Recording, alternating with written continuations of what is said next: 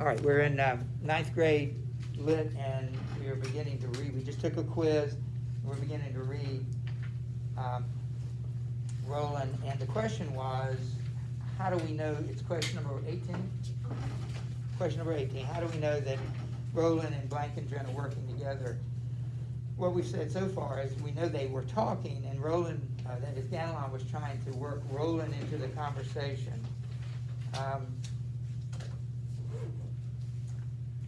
So the question is, how do we know that they work together?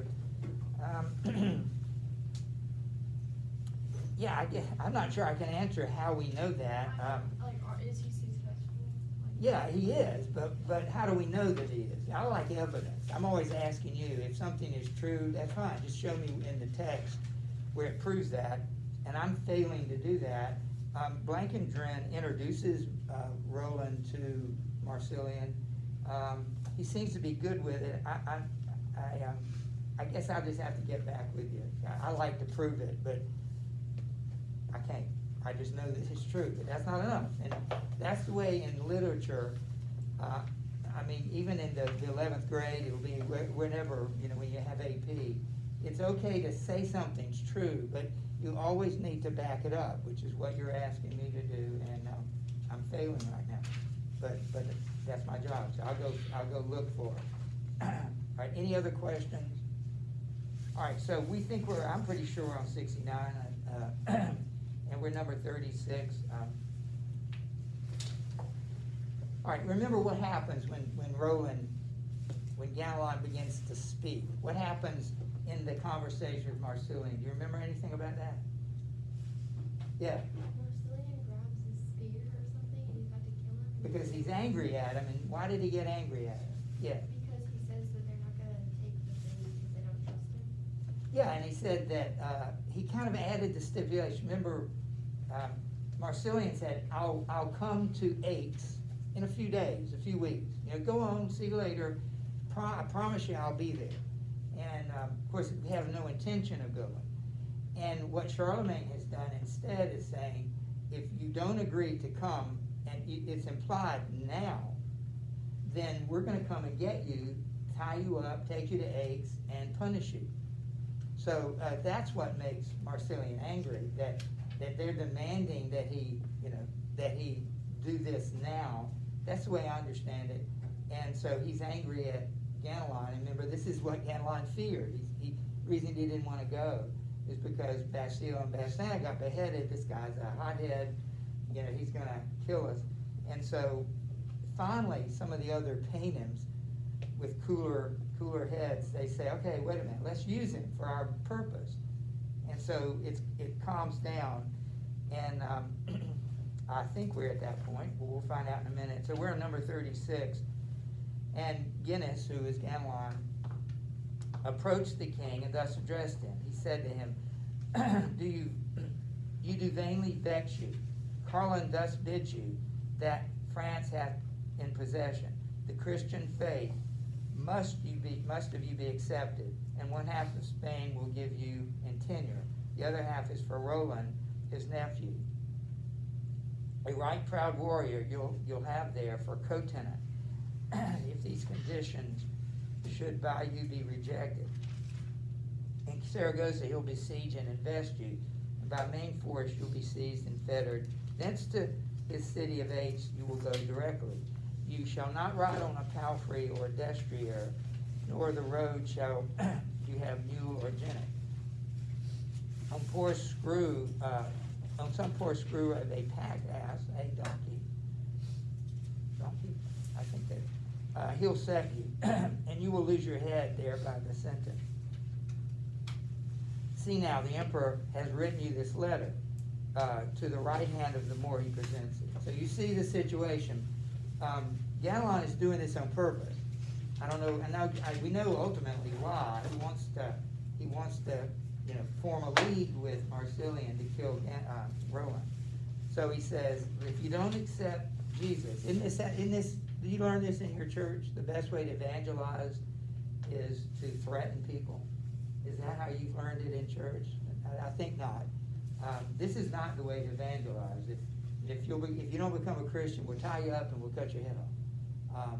That's not the way to do it, but that's how it's depicted here in the Middle Ages. And so he gives him a letter. Let's read the letter, Ben, if you'll read what the letter, well, 37. yeah, number 37. The king Marsil for very rage went white. He breaks the seal and flings the wax aside, looks at the letter and reads what is inside. These words to me, Carlin the French king writes, I'm to remember his grief and his despite for those two brothers, Bassan and Basil, height, whom I beheaded in Haltoy on the height. And if I value the purchase of my life, must send my uncle, the caliph, as his bride. Else nevermore will he be friend of mine. Marsilian's son at this broken and cried. Ganelon's words were madness and out of mind. This is too much, he shall not rest alive. Give him to me in justice he shall find. When Guinness heard, he shook his blade on high and set his back to the trunk of pine. So what just happened? What's in the letter? There's additional stipulation in the letter. Did you notice what it was? They would chop off their heads. If they don't do what? If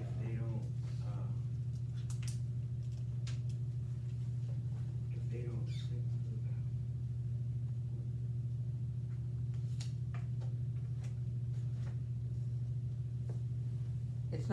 Look at question It says 21. his uncle. Right, that's it. Charlemagne's demanding that Marsilian gives up his uncle. And look at question 21. How do the events in section 37 reflect the concepts of vengeance and wergild? And wergild literally means man price. I don't know if it literally means that, but that's what it means. Man price. Write it down. If you don't know it, write it down. What was it? Man, M-A-N, price. It's the idea that we understand somewhat, eye for an eye and a tooth for a tooth. It's if you kill one of ours, we get to kill one of yours. And so that's what Charlemagne is demanding. You killed Bastille and Bessin, all right, for the man price, to pay for that, we're gonna ask you to we're gonna demand your uncle, and we're gonna kill him. And this makes everybody mad. Have you ever heard the expression, don't shoot the messenger? Isn't that what they're doing here? You know, he's supposed to represent Charlemagne. And yet he says, Ganelon's words are madness out of mind. So it's not Ganelon's words, it's Charlemagne's words, but they want to kill the guy that's delivering the message, and that's kind of unfair. But what does Ganelon do to his credit? Remember, he's the bad guy. Tomorrow, we won't do it today, I think tomorrow I'll ask you to write about, have you ever been betrayed? These are tough questions. We talked about an enemy the other day. And, you know, your age, you probably didn't really have an enemy, but you might have found some guy you didn't like, you know, we talked about that. But I bet, I'm guessing, I hope, that you have never had an experience where somebody betrayed you. That's a strong word. Now think about it. Have you ever had anybody that you thought was a friend and they turned them? Maybe you have. I guess I can imagine that in middle school or something. You know, you thought this person was a friend, and all of a sudden now they're saying things behind your back. That's a betrayal. Well, anyway, that's what Ganelon is. He's a betrayer. He's betraying. He thinks that Roland betrayed him. He's just getting him back. So he's the villain of the story. But what has he done in the story so far that makes him look at least somewhat heroic? Yeah. When Ganelon's about to throw a spear at him and kill him, he takes out his sword and he's not cowardly. Exactly. Very good. Anything else, Daniel? I was gonna say the one scene where he walks in and he has the skate on, looks really good. Yes. Very good. Yes. When the other men said that they should go with him and he refused to let them come too. That's really good. I'm impressed. And I'm going to repeat that for the video because I don't know if they can hear. We found that it's hard sometimes to hear. Can you imagine? You know, of course it's going to be hard because of these masks. So I need to do a better job of of sharing. So what we just said was that Ganelon, stood up to Marsilian and the 20,000 men. He was ready to fight for it. Well, now I forgot the other two. What were the other two? He refused to have anybody come and help him because he didn't want them to die and him. And what was the point you made, Danny? Like how he like comes in with a cape and like looks really good. Yeah, the narrator points out how heroic he looks standing there.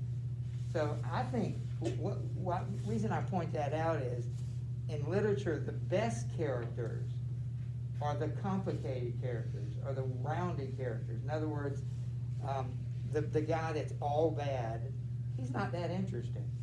It's the guy that's somewhat you have sympathy for. He's a bad guy, but you have a little sympathy. He's complicated. That's a more interesting character. And the same thing with the good guy. If the guy is all good, maybe he's not that interesting. But if he has some flaws, because that's really, I don't know anybody that's all evil. You probably don't either.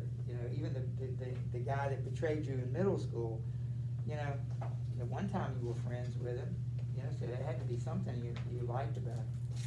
All right, so that's where we are. And here he does it again. Why do you think he backs up to a tree with his back to the tree? What's the significance of that? Like, if you're surrounded by people, what do you want? Yeah. You can keep your back off, not, people can't attack you from behind.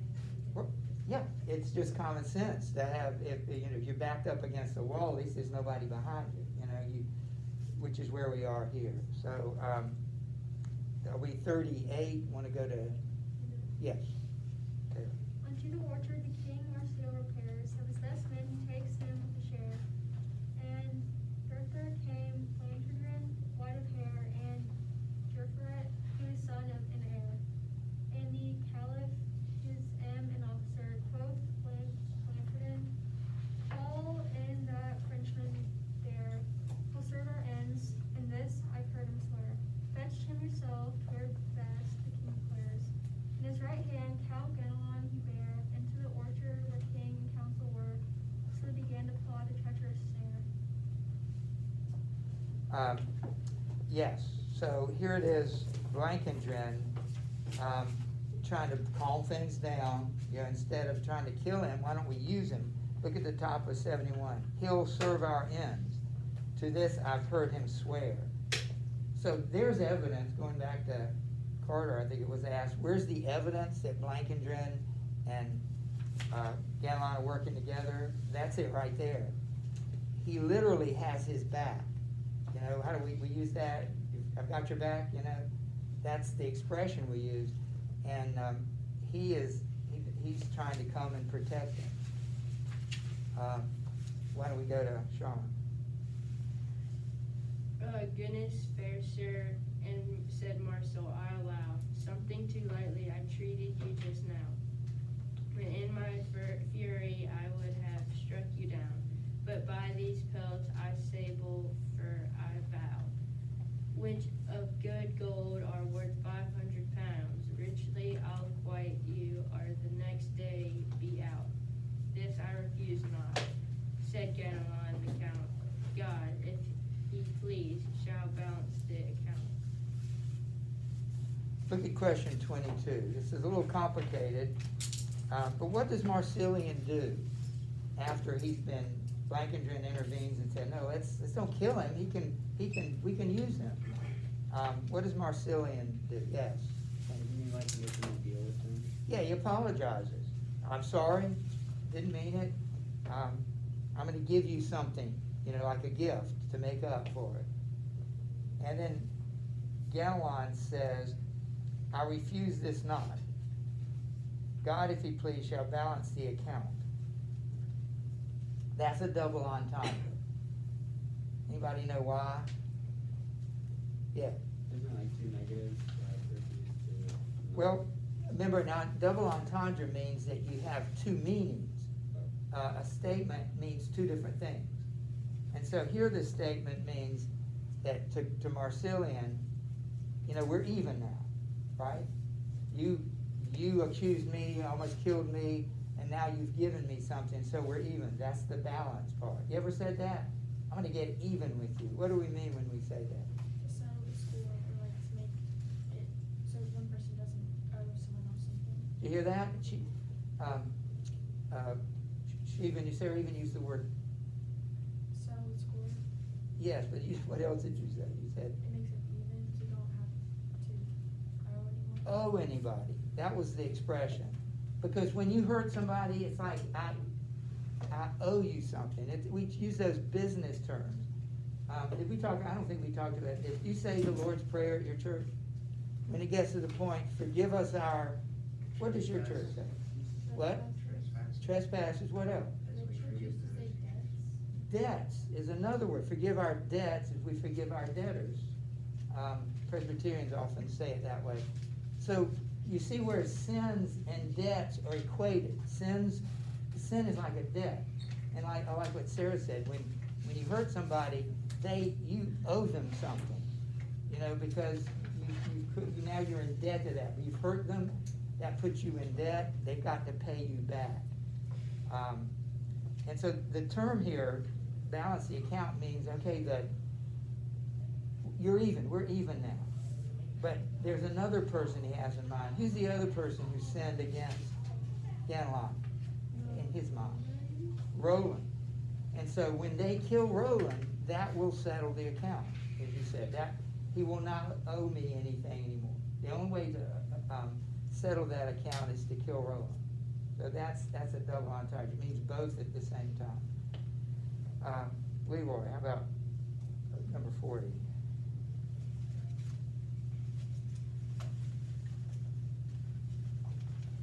Page 71. Truly Count Guinness, then said the King Marcel, I have in mind your right good friend to be, of Charlemagne fame when I hear you speak. He's very old, a hard life his has been, 200 years and more I know he's seen. Inland so many his body he's fatigued, hard strokes so many he's taken on his shield, rich king so many he's brought to beggary. When will he weary of fighting in the field? That's not his way, said Guinness. In the least, none knows the emperor, or looks up his being, but says of him, a right great man is he. Hour I sounded his praise and his esteem, his worth and honor would still outlive my fear. His mighty valor who could proclaim in speech. God kindled in him a courage so supreme, he'd rather die than fail his knights at need. So they start talking about, Marcelian says, tell me about Charlemagne. He says that, when's he gonna quit? I mean, what in a sense, what is it gonna take to defeat him? How can we get him off our back? That's what he's asking. He's asking Ganelon these questions. How old is Charlemagne? 200 years old. Says so right here. It'll say it 3 different times. So we've answered, well, there's some hyperbole here. You see any hyperbole? The bottom of the page? It's hyperbole. Anybody remember what it is? Extreme exaggeration. Just think of the word hyperbole. You see any extreme exaggeration? Yeah. His worth and honor would still outrun my fame. Yes. Mighty valor could proclaim in a speech. Yeah. What's the hyperbole there?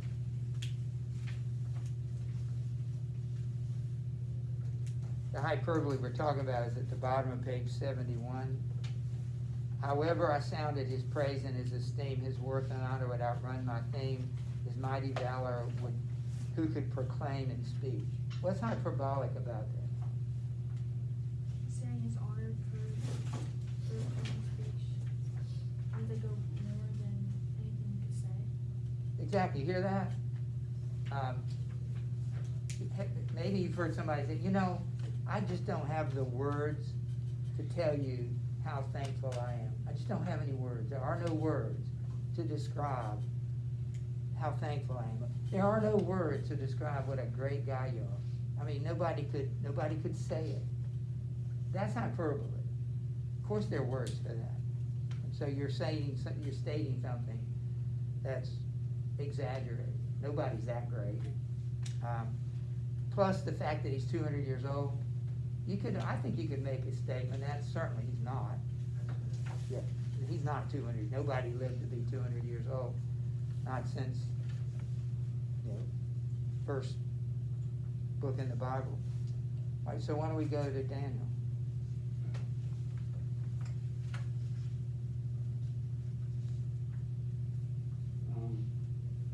Top of the next page or 40? The Paynim said, 41.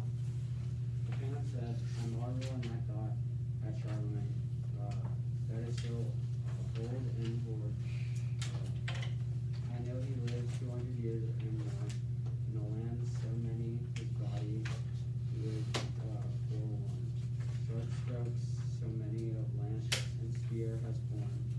Rich kings, so many beggars, and brought to naught. When he will weary of going to the wars, never said given, while Roland still bears sword. There's none so valiant beneath the heaven broad. Oliver too, his friend, is a brave lord. And the 12 peers whom Charles so much adores, protect the vanward with knights and thousand swords. Charles is secure, he fears no man at all. Let's keep reading because I want to read the next one and then we'll answer 24. Libby. The Paynim said, I marvel in my mind at Charlemagne and his wife golden right. 300 years I know have passed him by. The land so many has come and going on. France first, so many has taken each. Rich kings so many brought to their display. When will ye weary of going to the fight? Never, said Guinness. While Roland sees the light, swift east enough, that his valor knows not. Oliver to his friend is a brave knight. And the 12 peers in whom the king delights, with 20,000 Frenchmen for them would ride. Charles is secure. Okay, so we just read 40, 41, and 42, and we're looking at question number 24, and I'm asking you to look at those three. What are those three stanzas called? What's the word we're using? Starts with the letter L. Lessees.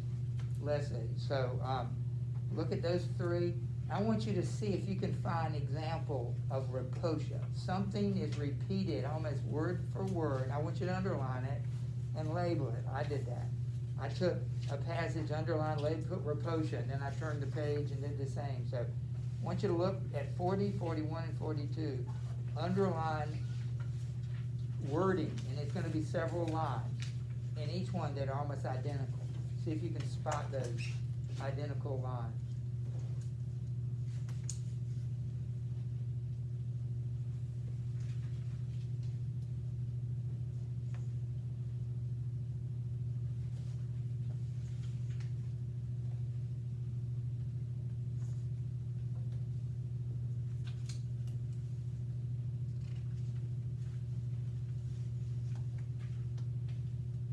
I told you the first time we read this as a class years ago, I thought, wait a minute, we just read that. What's going on? I would get confused because it was the same thing we just read, and then we'd read it again. I'm thinking, whoa, what's going on here?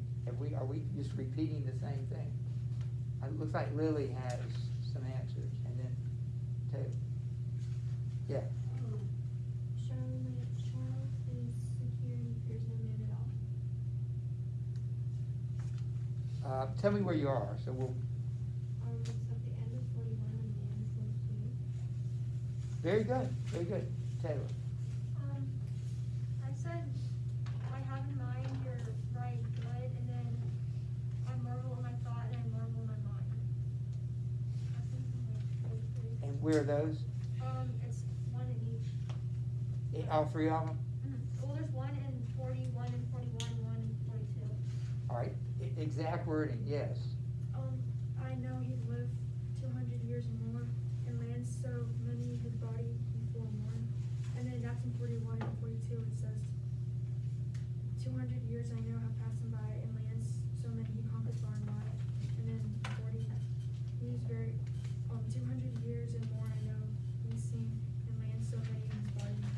Great example. Sorry, what do you have? I was gonna say. Okay, Ben, what about you? I have Right, that's another great example. So you see how that works? It's almost exactly, but it's never quite exactly. Why do you think the poet employed that kind of repetition? Yeah, To emphasize certain points. she said to emphasize. Repetition always creates emphasis, yes. if it's like something important. then you Right. do it. And the fact that, and we gotta go, but the fact that you only hear it, you're not reading it, the audience is not reading it, they're hearing it, that makes it even more important. So good job.